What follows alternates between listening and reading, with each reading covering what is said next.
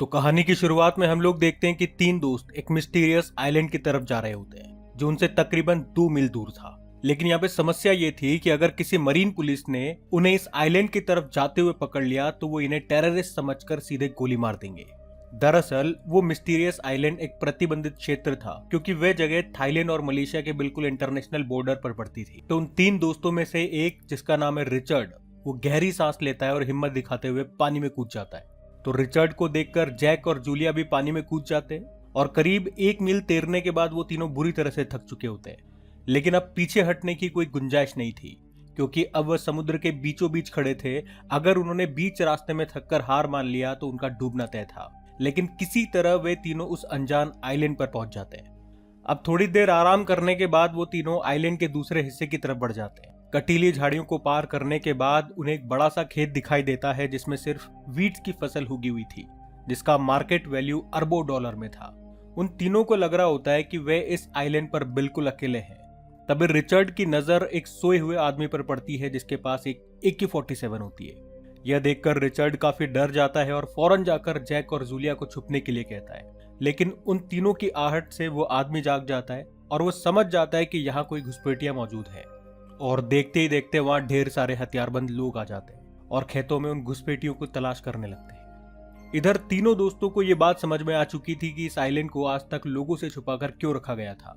फिर वे तीनों किसी तरह वहां से बचकर निकल जाते हैं और जंगल की तरफ भागने लगते हैं। तभी उनके सामने एक ऊंचा झरना आ जाता है जिसे देखकर रिचर्ड और जैक टेंशन में आ जाते हैं। उन्हें लगता है कि वे फंस चुके हैं, लेकिन तभी जूलिया बिना सोचे उस झरने में कूद जाती है। जूलिया को देख रिचर्ड और जैक भी झरने में कूद जाते हैं। लेकिन तभी एक अनजान शख्स की नजर उन तीनों पर पड़ जाती है जिसका नाम रेजर होता है। रेजर उन तीनों के सामने बहुत फ्रेंडली तरीके से पेश आता है जिससे तीनों समझते हैं कि रेजर एक अच्छा इंसान है। इसके बाद रेजर उन तीनों को इस आइलैंड के सबसे खूबसूरत हिस्से की ओर ले जाता है जहां एक कम्युनिटी रहती थी। इस कम्युनिटी में कुल 18 लोग थे जो सब के सब फॉरेनर थे। लेकिन इन्होंने अब इसी आइलैंड पर रहने का फैसला लिया था क्योंकि ये आइलैंड बाहरी दुनिया से बिल्कुल हटकर था। यहाँ कोई नियम कानून नहीं थे और जो लोग एकांत और सुकून वाली जिंदगी जीना चाहते थे उनके लिए ये आइलैंड बिल्कुल परफेक्ट डेस्टिनेशन था। लेकिन लोगों की नजर जैसे ही इन तीन नए मेहमानों पर पड़ती है उनके चेहरे मायूसी से लटक जाते हैं क्योंकि यहाँ के लोग नहीं चाहते थे कि इस आइलैंड पर और भी नए लोग आए, क्योंकि उन लोगों का मानना था कि अगर और लोगों को इस आइलैंड के बारे में मालूम पड़ेगा तो इस जगह पर भीड़ बढ़ जाएगी और इस आइलैंड की खूबसूरती बर्बाद हो जाएगी। फिर हम देखते हैं इस कम्युनिटी की लीडर होती है एक लेडी जिसका नाम है एरिन। एरिन उन तीनों से पूछती है कि तुम यहाँ पर कैसे पहुंचे और किसने तुम्हें इस मिस्टीरियस आइलैंड के बारे में बताया। अब रिचर्ड अपनी कहानी बताना शुरू करता है कि कैसे उसे इस आइलैंड के बारे में मालूम पड़ा। अब यहाँ से सीन शिफ्ट होता है 10 दिन पहले, जब 22 साल का रिचर्ड अकेले अमेरिका से थाईलैंड घूमने आया था। रिचर्ड को एडवेंचर्स और नेचुरल चीजें बहुत पसंद थी। वह एडवेंचर की तलाश में ही थाईलैंड आया होता है। वह बैंकॉक में एक सस्ता होटल बुक कर लेता है जहां उसकी मुलाकात जैक और जूलिया से होती है जो एक फ्रेंच कपल थे। अब हम देखते हैं कि रात में अचानक एक आदमी जिसका नाम डार्विन था वो चीखता हुआ आता है और वो सभी कमरों के दरवाजे पीटने लगता है। जैक को लगता है कि ये आदमी पागल है। तभी डार्विन जैक के कमरे में झांकता है और उसे एक सिगरेट ऑफर करता है। जैक उसके ऑफर को ठुकराता नहीं बल्कि उसके हाथ से सिगरेट पीने लगता है। ये बात डार्विन के दिल को छू जाती है क्योंकि बाकी सभी लोग उसे पागल समझते थे, लेकिन जैक ने उसे बहुत इज्जत दी। इसके बाद डार्विन जैक से कहता है कि मेरी जिंदगी में अब कुछ ही घंटे बचे हुए हैं, लेकिन जाने से पहले मैं तुम्हें एक सीक्रेट बताना चाहता हूँ। यहाँ से 800 मील की दूरी पर एक रहस्यमय टापू है जो स्वर्ग से भी ज्यादा खूबसूरत है, लेकिन इस टापू को आज तक कोई ढूंढ नहीं पाया। ये कहकर डार्विन अपने कमरे में चला जाता है, पर रिचर्ड इस बात को ज्यादा सीरियस नहीं लेता और वो सो जाता है।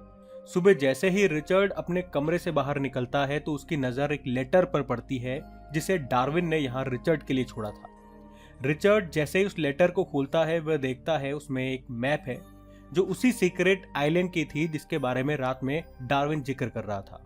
इसके बाद रिचर्ड डार्विन के कमरे में जाता है और वो जैसे ही कमरे का दरवाजा खोलता है उसके होश उड़ जाते हैं। वहां डार्विन की लाश पड़ी थी।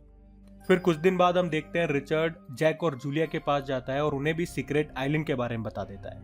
वे दोनों भी ऐसी ही किसी जगह की तलाश में थे, इसीलिए वे दोनों रिचर्ड के साथ मिलकर आइलैंड को खोदने का प्लान बना लेते हैं। अब 3 दिन के सफर के बाद वो थाईलैंड की दूसरी छोर तक पहुंच जाते हैं, जहां से वह सीक्रेट आइलैंड के बहुत करीब थे। अब सफर के लिए निकलने से पहले वो तीनों थोड़ा आराम करना चाहते थे, इसीलिए वो तीनों वहीं पे एक कमरा बुक कर लेते हैं।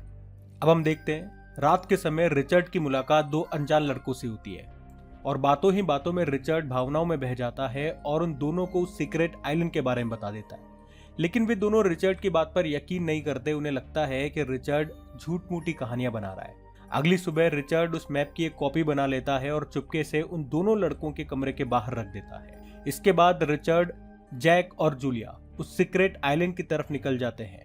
अब यहाँ से सीन कट होता है और कहानी वापस आइलैंड पर आती है, जहां रिचर्ड एरिन को अपनी स्टोरी बता रहा था। इसके बाद एरिन कहती है कि इस कम्युनिटी का एक रूल है कि जो भी इसका हिस्सा बनता है वह इस आइलैंड को छोड़कर कभी नहीं जा सकता। तो वे तीनों इस शर्त को तुरंत मान लेते हैं, क्योंकि वे तीनों इस कम्युनिटी का हिस्सा बनना चाहते थे और उन्हीं की तरह सुकून और आजादी से जीना चाहते थे। यहाँ जॉब, करियर, फैमिली, किसी चीज की टेंशन नहीं थी। लेकिन तभी रिचर्ड एरिन से एक सवाल पूछता है कि वो हथियारबंद लोग कौन थे जो आइलैंड के दूसरी तरफ रहते हैं। तो एरिन कहती है कि वो लोग थाईलैंड के एक बड़े माफिया का गिरोह है जो आइलैंड पर इल्लीगली वीट्स उगाते हैं। जब हम लोग पहली बार इस आइलैंड पर आए थे तो उन लोगों ने हमसे एक डील की थी। उन्होंने हमसे कहा था कि तुम लोग यहाँ पर रह सकते हो, लेकिन तुम लोगों के अलावा यहाँ पर कोई और नहीं आना चाहिए। अगर यहाँ पर और भी लोग आएंगे तो इसका अंजाम बहुत बुरा होगा। अब कई दिन बीत जाते हैं। रिचर्ड अपनी जिंदगी के सबसे अच्छे दिन गुजार रहा होता है। वहाँ के लोग भी बहुत फ्रेंडली थे और वे दिन भर मौज मस्ती करते थे। वहीं जूलिया रिचर्ड से अट्रैक्ट होने लगती है और एक रात वे दोनों समुद्र में इंटीमेट हो जाते हैं। अगली सुबह जैक को पता चलता है कि उसकी गर्लफ्रेंड उसको धोखा दे रही है और वो रिचर्ड से प्यार करने लगी है। लेकिन जैक ज्यादा रिएक्ट नहीं करता। वो जूलिया के फैसले को रिस्पेक्ट करता है और जूलिया के साथ अपना सारा रिश्ता तोड़ देता है। इसके बाद रिचर्ड और जूलिया एक साथ कपल की तरह रहने लगते हैं। अभी तक सब कुछ सही जा रहा होता है, लेकिन एक दिन एरिन शहर की तरफ निकलने वाली थी ताकि लोगों के लिए जरूरत का सारा सामान खरीद सके और वे अपने साथ रिचर्ड को चलने के लिए कहती है और रिचर्ड भी एरिन के साथ जाने के लिए मान जाता है। इसके बाद सभी लोग अपने अपने सामान की लिस्ट रिचर्ड को दे देते हैं। अब हम यहाँ पर देखते हैं कि शहर पहुंचते ही रिचर्ड बहुत फ्रस्ट्रेट हो जाता है, क्योंकि शहर का क्राउड और तेज आवाजें उसे अब और भी ज्यादा परेशान कर रही थी। उसी समय रिचर्ड को एहसास होता है कि वे आइलैंड उसके लिए कितना कीमती है। अब कुछ देर बाद हम देखते हैं कि एक बार में रिचर्ड को वही 2 लड़के मिल जाते हैं जिसके लिए उसने मैप छोड़ा था और उनकी बातों से एरिन को यह मालूम चल जाता है कि रिचर्ड ने मैप की एक कॉपी बनाई थी और वो मैप इन लड़कों के पास है, जिससे एरिन बहुत गुस्सा हो जाती है। वो रिचर्ड से कहती है कि अगर कम्युनिटी के लोगों को तुम्हारी इस करतूत के बारे में पता चलेगा तो वे तुम लोगों को इस आइलैंड से बाहर निकाल देंगे। लेकिन रिचर्ड किसी भी कीमत पर उस आइलैंड को छोड़ना नहीं चाहता था। वो एरिन के सामने गिड़गिड़ाने लगता है कि प्लीज ये बात किसी से मत कहना। अब एरिन उसके सामने एक शर्त रखती है कि ठीक है, मैं ये बात किसी से नहीं कहूंगी, लेकिन तुम्हें आज रात मेरे साथ सोना होगा। अब रिचर्ड एरिन के साथ सोने के लिए मान जाता है और रात में वो दोनों आपस में इंटीमेट होते हैं। फिर सुबह होते ही वे दोनों वापस आइलैंड पर आ जाते हैं। अब एक दिन रिचर्ड को लोगों के चीखने की आवाज सुनाई देती है। वो जैसे ही लोगों के पास जाता है वो देखता है कि शार्क ने 2 लोगों पर हमला कर दिया है, जिससे एक की मौके पर ही मौत हो जाती है, वहीं दूसरे का पैर बुरी तरह से जख्मी हो जाता है। अब वो घायल आदमी लोगों से एम्बुलेंस बुलाने के लिए कहता है, लेकिन एरिन ऐसा करने से मना कर देती है। फिर वो आदमी कहता है कि अगर यहाँ पर तुम मदद नहीं बुला सकती तो प्लीज प्लीज मुझे इस आइलैंड से बाहर ले चलो ताकि मैं हॉस्पिटल में अपना इलाज करवा सकूं। लेकिन एरिन इस चीज के लिए भी इजाजत नहीं देती। वो कहती है कि कुछ भी हो जाए हम अपनी कम्युनिटी का रूल नहीं तोड़ सकते। अगर हमने ऐसा किया तो इस आइलैंड के बारे में लोगों को मालूम चल सकता है। वो घायल आदमी चिल्लाता रहता है, मदद की भीख मांगता रहता है कि मुझे हॉस्पिटल ले चलो, लेकिन किसी ने उसकी एक न सुनी। अब जैसे जैसे दिन गुजरते गए वैसे वैसे उस आदमी की तबीयत खराब होती चली गई और वह दर्द के कारण हर वक्त चीखता रहता था, जिससे अब लोगों का जीना हराम हो चुका था। कुछ दिन बाद कम्युनिटी के लोग उस आदमी को उठाकर जंगल में छोड़ आते हैं ताकि उन्हें किसी तरह का डिस्टरबेंस न हो। लेकिन जैक इस बात का विरोध करता है और वो कहता है कि कोई अपने स्वार्थ के लिए कितना गिर सकता है, लेकिन कोई भी जैक की बात सुनने को तैयार नहीं था। यहाँ तक कि रिचर्ड भी मुंह फेर लेता है और वहां से चला जाता है। लेकिन जैक उस आदमी का साथ नहीं छोड़ता। वह उसी के साथ ठहरने का फैसला करता है अब कम्युनिटी में सब कुछ नॉर्मल हो चुका था, लोग वापस मौज मस्ती में बिजी हो गए थे। अब एक दिन एरिन गुस्से में रिचर्ड के पास आती है और रिचर्ड का हाथ पकड़कर उसे एक जगह ले जाती है और फिर उसे दूर मौजूद 4 घुसपैठियों को दिखाती है। तो रिचर्ड देखता है कि वहां पर वही 2 लड़के आ चुके थे जिसे उसने मैप दिया था। तो एरिन कहती है कि यह सब तुम्हारी गलती है और उन्हें वापस भेजना भी तुम्हारा ही काम है। अगर तुम इन्हें आइलैंड से नहीं निकाल पाए तो मैं तुम्हारी वो मैप वाली बात लोगों को बता दूंगी। तो अब न चाहते हुए भी रिचर्ड को एरिन की बात माननी पड़ती है और वो वहीं रुक करके उन घुसपैठियों के करीब आने का इंतजार करता है ताकि वह किसी तरह उन्हें समझाकर आइलैंड से वापस भेज सके। अब उनके इंतजार में रात हो जाती है, लेकिन वे घुसपैठिए आइलैंड के दूसरी तरफ ही अपना डेरा डाल चुके थे। तभी अचानक वहां पर जूलिया आती है और रिचर्ड को 2-4 थप्पड़ मारती है, क्योंकि एरिन ने जूलिया को बता दिया था कि रिचर्ड एक रात मेरे साथ सो चुका है। जिसके बाद जूलिया रिचर्ड से अपना रिश्ता खत्म कर देती है और वहां से रोते हुए चली जाती है। अब रिचर्ड इन सब बातों से बहुत डिप्रेस्ड हो चुका था। फिर अचानक रिचर्ड को डार्विन की याद आती है। वो सोचता है कि अगर डार्विन इस आइलैंड पर खुश था तो फिर उसने इस आइलैंड को क्यों छोड़ा और आखिर क्यों उसने अपने आप को ही मार दिया, जबकि वो इस आइलैंड पर हमेशा खुश रह सकता था। अब थोड़ा सोचने के बाद उसे असल बात पता चलती है। अब यहाँ पर रिचर्ड सोचता है कि इस आइलैंड में आने से पहले वो बहुत नेक दिल इंसान हुआ करता था। उसके अंदर प्रेम भावना थी, वह अपनी अंतरात्मा से बात करता था। लेकिन जब से वो इस आइलैंड पर आया है तब से अपना अस्तित्व ही भूल चुका है। सुकून और मौज के चक्कर में उसने अपने आप को खो दिया और ठीक ऐसा ही डार्विन के साथ भी हुआ होगा। रिचर्ड सोचता है कि इससे पहले मेरी हालत भी डार्विन की जैसी हो जाए, मुझे तुरंत इस आइलैंड को छोड़ना होगा। तभी उसकी नजर उन घुसपैठियों पर पड़ती है जो धीरे धीरे वीट्स के खेतों की तरफ बढ़ रहे थे। रिचर्ड उन्हें रोकने के लिए दौड़ता है इससे पहले कि वो हथियारबंद लोग उन्हें जान से मार दें, लेकिन उसके पहुंचने से पहले उन लोगों की नजर उन 4 घुसपैठियों पर पड़ जाती है और वे इन चारों को गोलियों से भून देते हैं। उन लोगों का लीडर उन घुसपैठियों के कारण बहुत गुस्से में आ चुका था। लीडर को लगता है कि कम्युनिटी के लोगों ने इस आइलैंड के बारे में और भी लोगों को बता दिया है। अब रिचर्ड इस भयानक मंजर को देखकर बहुत डर जाता है। इसके बाद वो भागकर सीधा जूलिया के पास जाता है। वे जूलिया को समझाता है कि हमें जितनी जल्दी हो सके इस आइलैंड को छोड़ना होगा।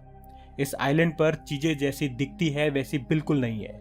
जूलिया को भी कहीं न कहीं इस कम्युनिटी के बुरे असर का अंदाजा हो चुका था, इसीलिए वह रिचर्ड के साथ भागने के लिए तैयार हो जाती है और वे दोनों सीधा जैक के पास जाते हैं, जहां वह देखते हैं कि उस घायल आदमी की हालत बद से बदतर हो चुकी है, लेकिन वह अब भी जिंदा होता है। यहाँ पर रिचर्ड जैक को किसी तरह अपने साथ चलने के लिए मना लेता है।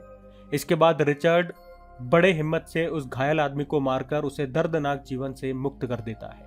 अब वे तीनों वहां से भागने वाले होते हैं कि उसी पल वहां हथियारबंद लोग हमला कर देते हैं और सभी लोगों को बंदी बना लेते हैं। उनका लीडर सबसे कहता है कि मैंने तुम लोगों को पहले ही वार्न किया था कि इस आइलैंड के बारे में किसी को मत बताना, लेकिन तुम लोगों ने मेरी बात नहीं सुनी। अब सजा के लिए तैयार हो जाओ। तभी जो एरिन है वो लीडर को रिचर्ड के बारे में सब सच बता देती है कि इसी लड़के ने आइलैंड का मैप बनाया था और इसी ने उन घुसपैठियों को वो मैप दिया था। यह सुनकर लीडर बहुत गुस्से में आ जाता है। इसके बाद वो एरिन को एक गन देता है और कहता है कि अगर तुम चाहती हो कि तुम्हारी कम्युनिटी इस आइलैंड पर रहे तो इस गद्दार को गोली मार दो, लेकिन अगर तुमने ऐसा नहीं किया तो तुम सबको यहाँ से हमेशा के लिए जाना होगा।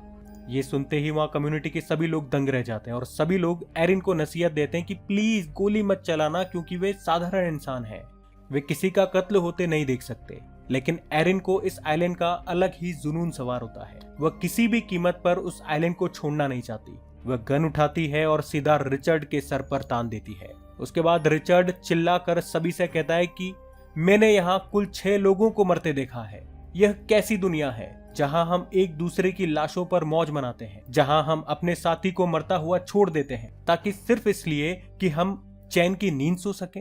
अपने आप से पूछो दोस्त, क्या ये सही है? ये सुनते ही वहाँ के सभी लोग आइलैंड छोड़कर भागने लगते हैं और यह देखकर एरिन पूरी तरह से टूट जाती है। उसके बाद हम देखते हैं कि सभी लोग एक बेड़ा बनाकर समुद्र को पार कर रहे हैं और इस आइलैंड को छोड़ रहे हैं और ये कहानी यहीं समाप्त हो जाती है।